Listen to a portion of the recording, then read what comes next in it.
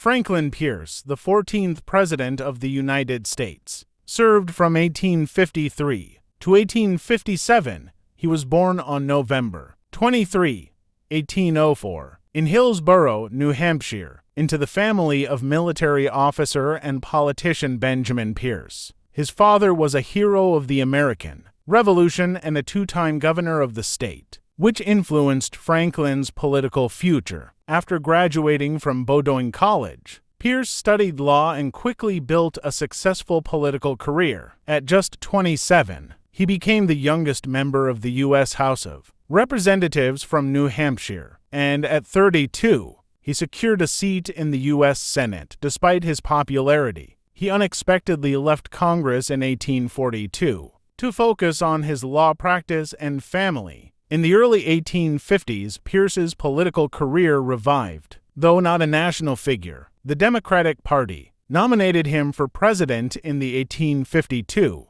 election as a compromise candidate who could unite the North and South. He won a decisive victory, but his presidency became one of the most challenging in U.S. history. The primary issue of the time was slavery, which deeply divided the nation. In 1854, Pierce signed the Kansas-Nebraska Act, allowing new territories to decide for themselves whether to permit slavery. This led to violent clashes between pro- and anti-slavery factions, known as Bleeding Kansas, and heightened tensions leading up to the Civil War. In foreign policy, Pierce pursued an expansionist agenda. He supported acquiring new territories, including the Gadsden Purchase, which added the southern parts of present-day Arizona and New Mexico to the U.S. His administration also negotiated for the possible annexation of Cuba, but these plans were controversial and ultimately unsuccessful. Despite some achievements, his policies alienated both Northerners and Southerners. As a result, the Democratic Party refused to nominate him for a second term, and he left the White House in 1857.